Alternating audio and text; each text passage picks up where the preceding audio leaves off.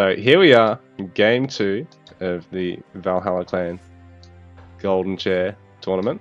We got Eka here on the bottom side of the map, in the red, on the Celts, up against Smiga in the yellow on the Romans, on the top side of the map. And Smiga trailing 0-1. He's opting for Romans for the second time. Eka winning game 1 on Greeks. So he's now having to swap to Celts. And it looks as though our players are working towards that barracks opening. Eka's once again going to be a little bit quicker than Smiga's. Smiga having to gather a little bit more starting wood. And he was going to try and actually clear out some of the hunt there. But instead he's going to have to come back and start this Castellum. Which, ooh, he's actually, there we go, he's starting it now. I think he was just having a bit of a look at his scout there, getting him to go on to the next hunt. So, I'm actually going to pay a bit more of attention to Smiga's starting the resources, because he sort of got screwed last game. Although Oasis, it's going to be a rough map for this regardless. So Eka with a rear side hunt, Smiga with one to the side of his base. So, not quite the opposite of what last game had, but Smiga had a really safe hunt at the start, while Eka had quite an aggressive one to hold on to, similar to this one for Smiga. So the first spear out on the map here for Eka, and he's careful to not get in Smiga's line of sight with it, so Smiga has no idea it's this close already. So Smiga's spears are going to be a little bit delayed here. I don't know if Eka's actually seen the hunt yet. I don't think he has. Yes, I don't think Eka's actually seen the hunt yet.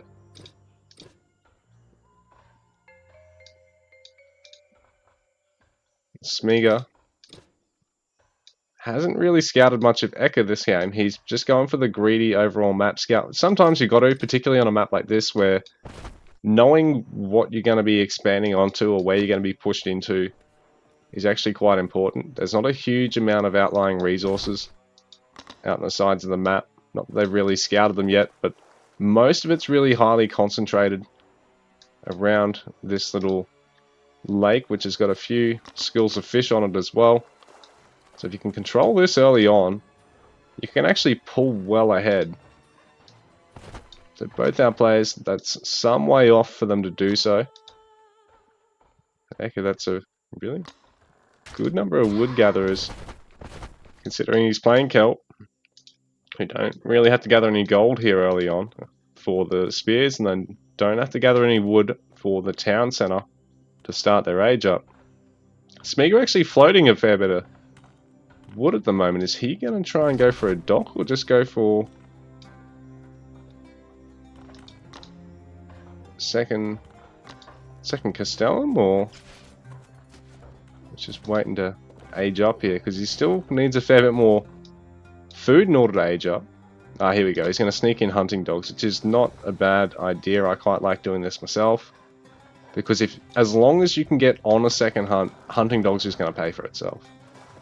But Smiga, this is really good timing from Eka. He's going to wait for the building to finish, or just about finish, before engaging, which means killing it now gives him full value. If he destroys it before then, he does not get full value.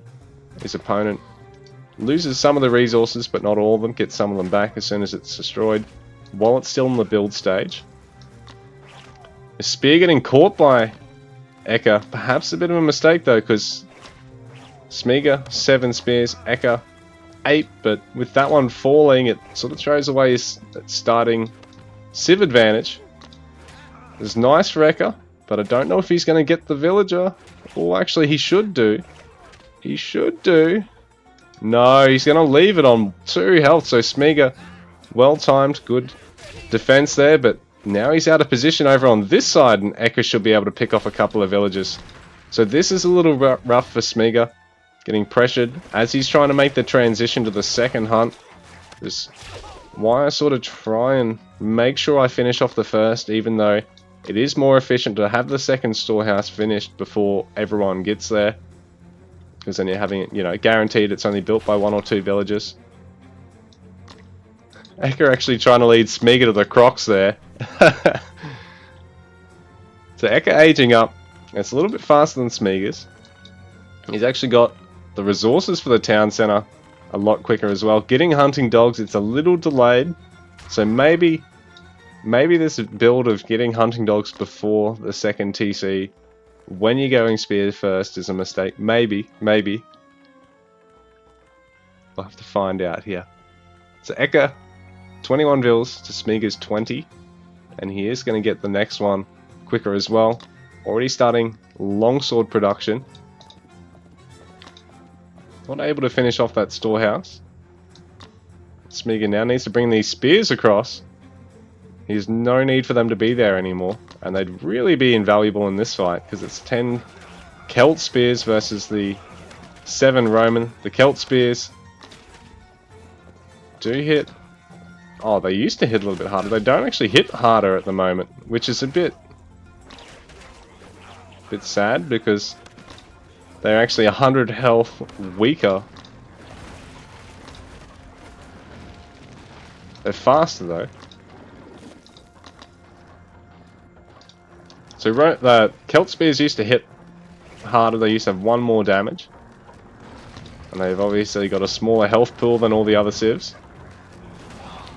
The engineer having to flee there, and Eka perhaps getting a little bit eager there. It's going to cost him a couple of spearmen.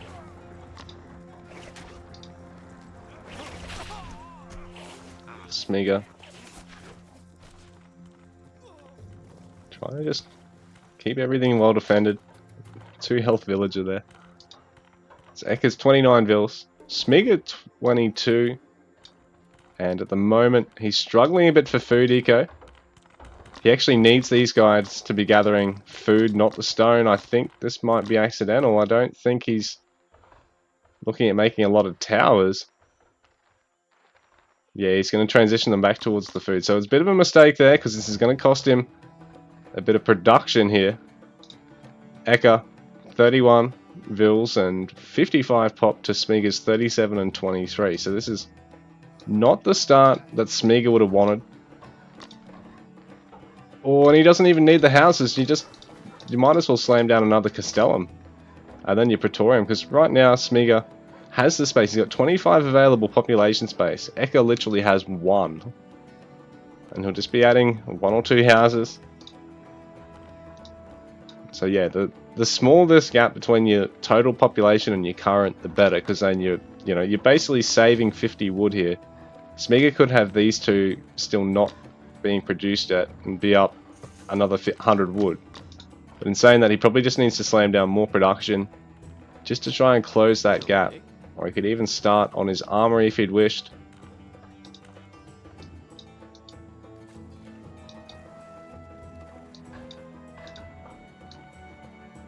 So Smeagol's got very good fundamentals, but I think right now, this house addition is a little bit autopilot. I think he could have, added another Castellum and his armory already.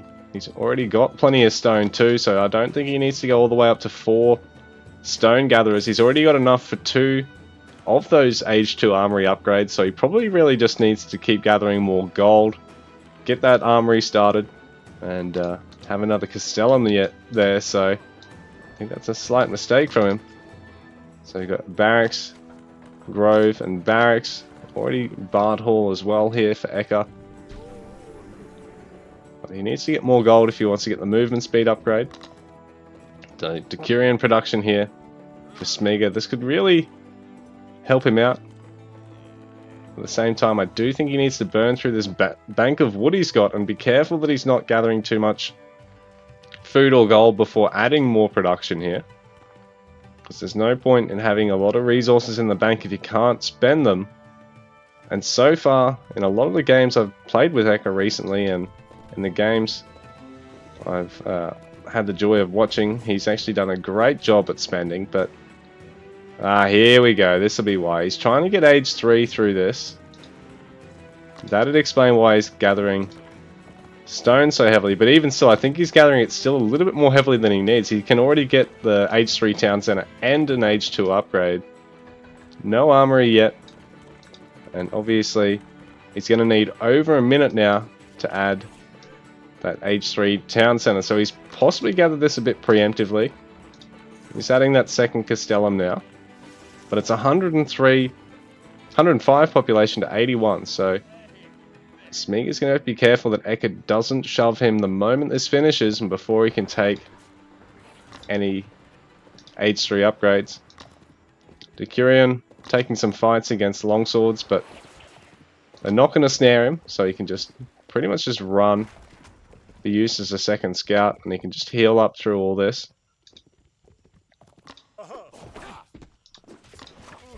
Oh, the longswords actually continue to chase here. He will fall. Smeag is aware of what's going on here. But Eka, that's a huge force for him. He's got a lot of druids in the mix. There's not a huge number of spears, and now Smeag is starting to add more and more Decurions. So this is good for the Roman player in the sense that he knows the Celt army isn't entirely optimized to just overwhelm him here. Infantry raid by Eka, so it's a good idea considering he has grabbed that movement speed upgrade from the Bard Hall, has grabbed that health upgrade as well. Doesn't quite close the gap for his spears relative to the rest of the early infantry here,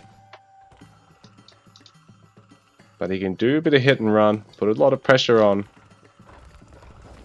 Smeager, who right now is in H3, but he's got H2 TC, no upgrades. So I think Smeager might be best off just trying to add some upgrades here, because Eka will be looking to add them very soon. But 140 pop to Smeager's 90. Smeager doesn't actually have any food at the moment. This is a really tough spot for him to be in. Eka's really camped the pond here. He's even started his own fishing. Smeager, no army, and not able to get on all these hunts around the lake. So Oasis, a really rough map to try and come back from a disadvantage on. Smeager tapping out in game number 2.